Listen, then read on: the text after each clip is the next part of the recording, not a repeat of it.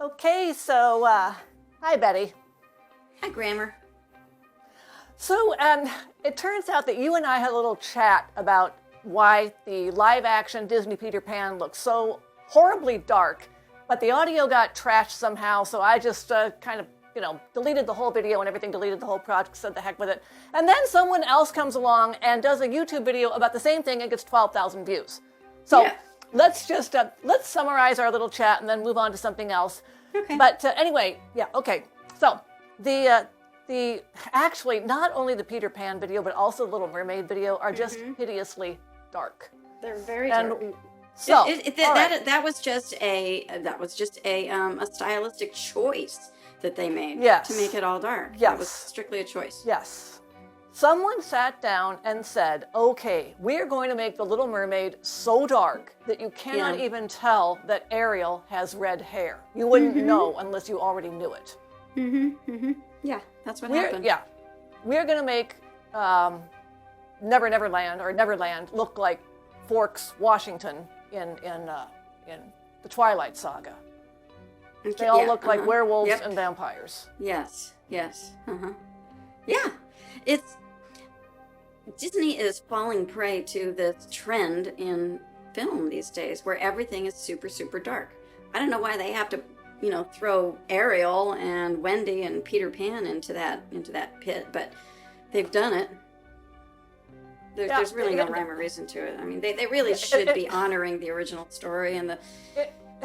In fact, the latest Wendy actually looks like Bella Swan. She actually looks like Bella Swan. And and she's, God, that original Wendy in her pretty little blue nightgown that just flows with her body and her little feet pitter-patter around and she's just so graceful and her little ringlets shake when she turns her head and whatever.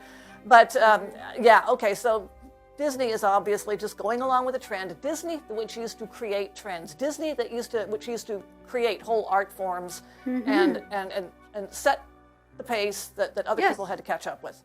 I don't even know what the deal is with this new dark thing. Like Harry Potter look at their one sheets. They're all dark. They're as dark as Twilight. Okay, speaking of Peter Pan, now here's a nice segue. Here's Mary Blair's name in the credits. By the way, her name comes in the credit. Her name comes before the animators' credits, before their credits. Yeah, and justifiably so. Yes. And since it's internet, and by the way, she is listed with 4 colorist designers, and her name is on the top. Her name is the first name. So anyway, this being international, international, I don't know if it's international or whatever, but it's Women's Month anyway, and it's time for writers everywhere to opportunistically jump to the defense of Mary Blair, who it appears was absolutely stunted and resented and smeared by all the male artists at Disney. I'm gonna go through this Spectator article that I ran across. And by the way, the reason I stumbled across this is I have Google alerts on Mary Blair. I still have Google alerts because I had attempted a writing project on her once, and I think this guy did too because he has interviews from Maggie Richardson from her niece from 2017. I noticed he started that, something in 2017 that I think ran aground, and so he resurrected his notes and got himself an article out of it. Anyway, I saw that. Here he is on a cold day at Disneyland. I walk through sugary So, okay, all right, this is all about him. I'll be editing out this dead air. We're off to a bad start already. Here you leave today and enter the world of yesterday, today, and fantasy, or yesterday, tomorrow, and fantasy. Walt Disney, the controversial impresario of 20th century animation and escapism. First of all, who defines Walt Disney as a controversial impresario? We're on the wrong foot already, I'm telling you. Yes. On my phone, I read about how the Florida governor, Ron DeSantis, don't say gay bill. But put your phone away, you're in Disneyland. Yes. Dummy. Although Disney Plus hosts the vile Peter Pan, whose racist song, What Made the Red Man Red, makes dances with wolves seem woke. The site refuses to stream the obscure 1946 animated film Make Mine Music. And apparently that's because the film includes inappropriate gunfire and Nelson Eddy singing the minstrel song Shortened Bread. The problem with deplatforming Make Mine Music is that they are obscuring Mary Blair. If you don't know Blair's name, you know her work. In fact, that was one of the very things I said in my in my pitch. So he's talking about cars, nearly identical to Mary Blair's design for Susie, a little bit Susie, coupe. yeah, Susie. Yeah. He makes a couple of references to current Disney films, Disney or Pixar films that rely on Mary Blair. To me, he missed the most obvious one of all, which was Up and Little House. The Little House is a short from the 1940s, I guess, and it is so Mary Blair. You just can't even stand it, and it is just, you can see it all in Up. To stand before a Blair without knowing her life story is like visiting the Starry Night without knowing Vincent van Gogh cut off his ear. Can you appreciate the Starry Night without knowing that Vincent van Gogh cut off his ear? Yes, that is entirely possible. Okay, we know that she had a lousy marriage and her husband was probably jealous of her talent and probably resented her talent. She couldn't help but outshine him. And I think this author actually blames her alcohol consumption on Lee's abuse, but I don't know about that because Lee was also a big drinker. He was. And her father was an alcoholic. Poor Mary. She could count her female work friends, Retta Scott, Hazel George, and Alice Davis on one hand. She sometimes felt she didn't belong there. But to consider the evidence, okay, I actually have downloaded a tribute to Mary Blair that happened some years ago, quite a few years ago, in which the MC or the host, I can't remember what he was quoting exactly, but Walt specifically said all those years ago that he did not care the gender, or shall we say the sex of an artist. He said he would give work to qualified women. All he wanted was quality. That was all he wanted. He said that. How controversial is that? And yet I found a speech that Walt gave to the studio in about, I think it was 40 or 41, where some of the artists were complaining that he was promoting women. And he said he believed that the women artists would bring a sensibility to the studio's work that men wouldn't or couldn't, and added that if a woman is doing the same job as a man, she's entitled to the same promotions and salary. How controversial is that? And Floyd Norman also told me that he was warned, oh, hey, Walt Disney doesn't hire blacks, Walt Disney doesn't hire, he just walked there and he got a job. Mm-hmm. So BS on all this. And at this same tribute, there was someone, and I'm just going to go ahead and name her, maybe I'll bleep it out, I don't know, but Susan Goldberg is someone who worked at Disney. And at this Mary Blair tribute, of course they had to bring up the question of women in animation. And well, yes, things that certainly need to improve. Yes, we're a long way from, and she gave no evidence whatsoever that Mary ever suffered at Disney or that she ever suffered at Disney from sexism. On a small piece of celluloid, Blair established as much depth as Caravaggio and as much abstraction as Picasso. Is that true? I think he's reaching there because I think those two, they don't really have anything to do with Mary Blair. She was not going after any kind of statement. You know, she was doing development artwork. Now, yes, she definitely broke some rules all over the place about color. You know, she'll have an orange sky or a yellow sky and a bunch of, and a blue sea.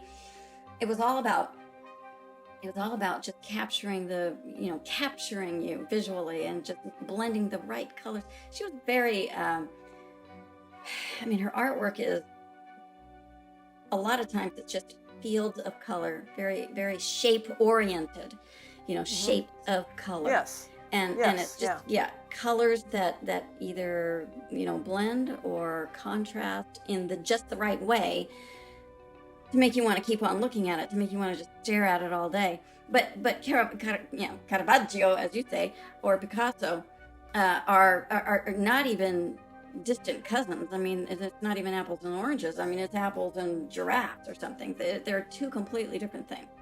She was totally capable of getting depth, and she was completely capable of getting a flat, more abstract look. But she did that as needed. That was like on an as needed basis. It was, whatever the project required, right. So the male animators envied Blair for winning Walt's approval. All right. I heard once from someone who was at Disney back in the day that they were attending one of these lunchbox lectures, and Mark Davis, one of the 9 old men, one of the animators, was giving a little talk, and he was saying something about Mary Blair, whatever he was, maybe his turned towards the chalkboard or something, and he kind of turned back to this little audience, and he says, "And you know, we weren't very good to her." Something like, or, you know, we didn't really welcome her. And the person couldn't, I mean, when I asked them about it years later, they kind of, "I don't remember that. Maybe that happened. I don't know." But that's the only specific piece of evidence I've ever gotten that the animators had this kind of contentious relationship with Mary Blair. But I always thought it's not that they just envied her, like Lee. It was that Walt kept putting them between the rock of Mary Blair's graphic, whimsical style and the hard spot of this imitation of life that had become Walt's brand, the one the standard that he had set with Snow White, in which he now unfailingly had to uphold, because that was the thing that transformed feature animation and which people expected of a Disney film. Yeah, well, looking at Blair's production design work, her concept artwork, you cannot turn that into an animated scene. You just can't do it. And it was just really difficult for them to take her stuff and then translate it into a moving character or a moving object. So it was difficult for them to translate her artwork, and they had to compete with her as well. But I gotta say, I mean, they got over it. The guys got over it. They did get over it. So, well, you know, yay. But she did face some headwinds at first. But you know, I mean, she was a force of nature, and so it just didn't stick. They couldn't resist her forever. And at any rate, they did. I mean, I don't think it took that long. They did understand what a talent she was. But there were plenty of them, for instance, including Walt Paraguay, who talked about Mary with respect and even kind of, you know, talked about how she had good-looking legs and I'm she was sure fun Walt. Yeah. Paraguay would be talking about her legs. Oh, yeah. I'm surprised he just kept it to her legs. So Walt lures Mary back to Disney to design Small World. Here we go. Without the obstruction of stubborn, sexist men, she was able to paint the walls and dress the characters as she saw fit. Since when did stubborn, sexist animators obstruct Mary? She was never obstructed. This is just an excuse to write an article for Women's History Month. Today, you'll find little sign of the men who smeared Mary. Instead, when I visit Disneyland, the Blair Master, that is what it says. Today, totally you'll find little sign of the men who smeared Mary. Oh my gosh. You know, he's talking about Disneyland. Instead, when I visit Disneyland nearly 60 years later, the Blair Masterpiece is on display. Disneyland, the planning of it and the design of it was infused with animators. Animators, that's right. So what this writer is trying to say, though, is like, haha, Mary got the last laugh. Mary endures while these mere animators who designed the frickin' rides and designed the environments are gone. You can't even though you can see them all over Main Street and their names are up in everywhere. They are everywhere. She was an outsider to animation artists because she was a woman. BS. She was an outsider to women because Walt Disney respected her. What the hell is this? You know, this is something else I heard was that the concept artists, all of them, that the story and concept people worked on the second floor. You know, the animators were down on the first floor. Concept, I guess, and story were on the second floor, and then Walt was up on the third floor. Maybe story was up on the third floor, I can't remember. But anyway, concept artists, Mary was on the second floor, which is to say she was that much closer to heaven. And there was always a sort of resentment, you know, on the part of the first floor people to the second floor people and the third floor people. And what is it? Theo Halliday. It was one of the daughter of, I can't remember who.